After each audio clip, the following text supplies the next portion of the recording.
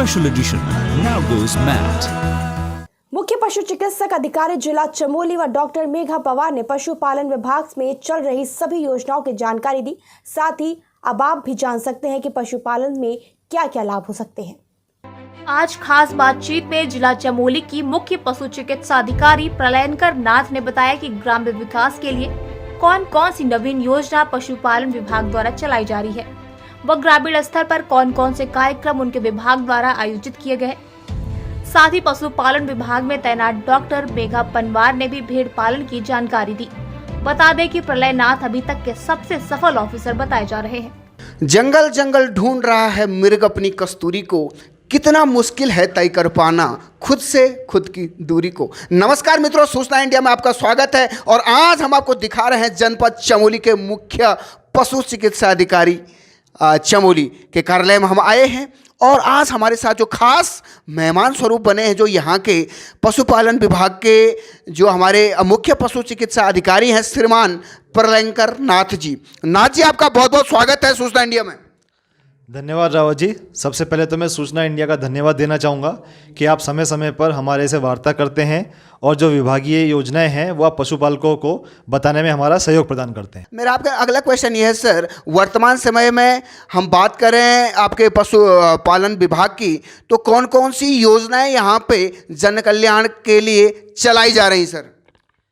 देखिए, पशुपालकों का जो मुख्य व्यवसाय है वो है दूध उत्पादन, ऊन उत्पादन और घोड़े खच्चरों से वे अपना व्यवसाय चलाते हैं। तो उनके स्वास्थ्य की रक्षा के लिए हम अपने पशु चिकित्सालयों के माध्यम से उनको पशु चिकित्सा, दवापान, टीकाकरण का जो है सेवा हमेशा समय समय पर देते रहते हैं। जो मुख्य योजना इस समय चल रही है वो है NAIP, राष्ट्रीय कृत्रिम गर्भाधान योजना, जिसके तहत सभी ग्रामों में सभी पशुओं में निःशुल्क कृत्रिम गर्भाधान का कार्यक्रम किया जाता है। इसमें पशु स्वामी के द्वार पर हमारा पशुपालन विभाग का अधिकारी कर्मचारी जाकर कृत्रिम गर्भाधान करता है और वो निःशुल्क किया जाता है। उसके बाद उसका जो भी डिटेल होती है उस पशुपालक की और उस पशु की, वो हम एक इनाफ पोर्टल है भारत सरकार द्वारा तैयार किया हुआ, हम उसमें अपलोड करते हैं। ये पूर्णतः निःशुल्क योजना है। दूसरी हमारी योजना है वो है लिंग वर्गीकृत वीर्य, यानी सेक्स सॉर्टेड सीमेन। इससे पशुपालक को ये फ़ायदा होता है कि इस से जो बच्चियाँ होती है 90% इसमें बच्चियाँ ही उत्पन्न होती है। उससे क्या होता है कि जो पशुपालक है उसकी आमदनी में वृद्धि होती है। और दूसरा, जो हमारे पशुपालक भाई अक्सर नर पशु को निराश्रित और आवारा छोड़ देते थे, उसमें भी कमी आएगी। और तीसरी जो स्कीम है भारत सरकार द्वारा चलाई जा रही है वो है FMD-CP, यानी खुरपका मुंहपका रोकथाम योजना।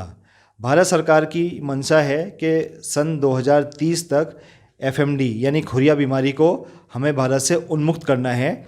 इसके लिए भारत सरकार द्वारा वर्ष में 2 बार हमारे समस्त पशुओं में खुरिया का टीकाकरण किया जाता है, जिसमें पशुपालन विभाग की टीम गांव-गांव जाकर के सभी पशुओं का टीकाकरण करती है। इसके साथ ही एक योजना है पशुधन बीमा योजना। इसमें हमारे जो पशु हैं उनका बीमा सब्सिडाइज्ड रेट पे किया जाता है, जिसमें APL, BPL, SC, ST आदि वर्गों के लिए उसमें छूट का प्रावधान है, जिससे पशुपालक के अगर पशु का आकस्मिक निधन हो जाता है तो उसको क्लेम मिल जाता है और उसकी आमदनी प्रभावित नहीं होती है। तो बहुत अच्छी बात आपने बताई। आप देख रहे हैं यहाँ पे हम आपको रूबरू करवा रहे हैं लाइव तस्वीरों के साथ हमारी जनपद चमोली के जो पशु चिकित्सा अधिकारी हमारे साथ बने हैं, और आपने देखा कि उन्होंने बताया किस तरीके से उनके कर्मचारी आज गांव-गांव में कृत्रिम गर्भाधान और तमाम सारी योजनाओं के लिए कार्य करें। सर, ये जितनी योजनाएं आपके द्वारा चलाई जाती हैं, इनकी जन जागरूकता के लिए आपने कुछ कार्यक्रम ऑर्गेनाइज किए हैं सर?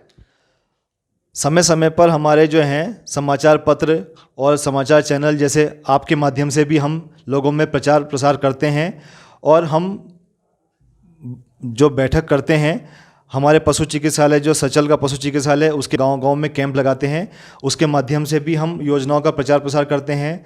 समय समय पर होने वाली BDC बैठकों में भी हम प्रतिभाग करते हैं और पशुपालकों को जागरूक करते हैं।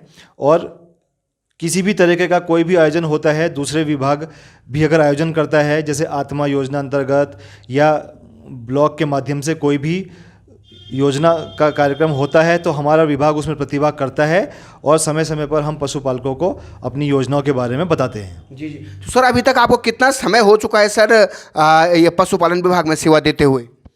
पशुपालन विभाग में तो मैं वर्ष 2003 से सेवाएं दे रहा हूं, लेकिन जनपद चमोली में मैं अक्टूबर 2021 में ही मैंने ज्वाइन किया है। बहुत सारी बीमारियां फैल जाती हैं सर, तो इनकी रोकथाम हेतु आपके क्या प्रयास रहते हैं सर?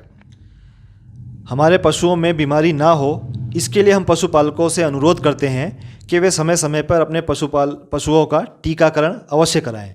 पशुपालन विभाग की टीम गाँव में जाती है। इस समय भारत सरकार की जो योजना चल रही है उसमें खुरपका मुँहपका, जिसमें बरसात से पहले टीकाकरण का कार्यक्रम प्रस्तावित है, जिससे हमारे पशुओं में खुरिया होने के चांसेस नहीं होंगे। दूसरी जो इस समय बीमारी है जिसके प्रति हम टीकाकरण अभियान चला रहे हैं वो है ब्रूसेलोसिस। ये एक जूनोटिक बीमारी है, यानी मनुष्य से पशुओं में और पशुओं से मनुष्य में फैलने के चांसेस रहते हैं। तो इसका भी हम अभियान के रूप में टीकाकरण का कार्य कर रहे हैं, जिसमें हम 4 से 8 माह की बछिया का टीकाकरण करते हैं और पूरा ध्यान रखते हैं कि गांव में समस्त जो बछियाएँ हैं उनका टीकाकरण कर लिया जाए। और जैसा आपने कहा बीमारी बरसात से पहले उसकी तैयारी के संबंध में हमने सभी पशु चिकित्सा अधिकारियों को निर्देश दे दिए हैं कि वे सजग रहते हुए अपने क्षेत्र में किसी भी प्रकार की बीमारी होने पर तत्काल जो है कार्रवाई करें और इस कार्यालय को भी सूचना दें। और हम कोशिश करेंगे कि बरसात से पहले हम अपने पशुओं में 100% टीकाकरण करने की कोशिश करेंगे। जी जी। तो बहुत अच्छी बात आपने बताई कि हमारे दर्शकों को और विशेष रूप से किसान भाइयों के लिए जो कृषक हैं, जो पशुपालन इत्यादि करते हैं, कि जिस तरीके से आज हमने देखा कोविड फैल रहा था तो उसके लिए टीकाकरण जरूरी हो गया था, उसी तरीके से पशु की भी उतनी अहमियत आज हमारे परिवेश में है, तो उनका भी टीकाकरण जरूर करवाएं और विभाग उसके लिए आप लोगों से अपील कर रहा है। सर मेरा अंतिम क्वेश्चन आपसे यह है कि वर्तमान समय में पहाड़ी क्षेत्रों में पशुपालन विभाग किस तरह से उन हमारे किसान भाइयों की आजीविका में सहायक होगा सर? जैसा मैंने आपको बताया, हमारी जो भी योजनाएं हैं वह पशुपालन विभाग का जो मुख्य उद्देश्य है, पशुपालक की हमें आमदनी बढ़ानी है, उसके पशुओं को हमें रोगों से बचाना है। तो हमारा पूरा विभाग तत्परता से उसके पशुओं के रोगों से बचाने के लिए, उसकी आमदनी बढ़ाने के लिए कार्य कर रहा है। पशु रोगों से बचाने के लिए हमारा विभाग पशु चिकित्सा और टीकाकरण, दवापान आदि का कार्य समय समय पर करता रहता है और अभियान के रूप में भी हम टीकाकरण का कार्य कर रहे हैं। और पशुपालक की आमदनी को बढ़ाने के लिए हम कृत्रिम गर्भाधान निःशुल्क कर रहे हैं, लिंग वर्गीकृत वीर्य का उपयोग कर रहे हैं, जिससे पशुपालक की आमदनी को बढ़ोतरी मिलेगी। जी जी। तो बहुत बहुत धन्यवाद सर आपका। काफ़ी सारे इसी के साथ आप क्या जन संदेश प्रेषित करना चाहते हैं हमारे पशुपालकों को? मैं सूचना इंडिया के माध्यम से हमारे सभी पशुपालक भाई बहनों को 4 धाम यात्रा की शुभकामनाएं ज्ञापित करता हूं और मेरा सबसे ये निवेदन रहेगा कि आप अपने पशुपालन विभाग को आप अपना विभाग समझें और किसी भी तरीके की समस्या हो तो आप निकटतम पशु चिकित्सालय है या पशु सेवा केंद्र है, वहाँ पे संपर्क कर सकते हैं। अगर फिर भी आपकी समस्या का निराकरण ना हो तो मैं विकास भवन में यहाँ पे उपस्थित रहता हूँ, आप मेरे से संपर्क कर सकते हैं। हमारा विभाग हमेशा आपकी सेवा के लिए तत्पर है और विशेष धन्यवाद देना चाहूँगा मैं सूचना इंडिया को और श्री रावत जी को कि जिनके माध्यम से आप हमारी बातें जान सकते हैं, हमारे विभाग की योजनाएं जान सकते हैं और हमारा जो पशुधन है वो उन्नत हो और आपकी आमदनी में बढ़ोतरी हो, ऐसी मेरी सबके से कामना है। तो बहुत बहुत धन्यवाद सर आपका। तो आज हम आपको दिखा रहे हैं सूचना इंडिया हमारे साथ जो मेहमान स्वरूप यहाँ पे बनी है, जो हमारे जिला पशुपालन विभाग में कार्यरत हैं, सेवारत हैं। यहाँ पे डॉक्टर मेघा पंवार जी। मेघा पंवार जी, आपका भी बहुत बहुत स्वागत है सूचना इंडिया में। धन्यवाद पत्रकार साहब।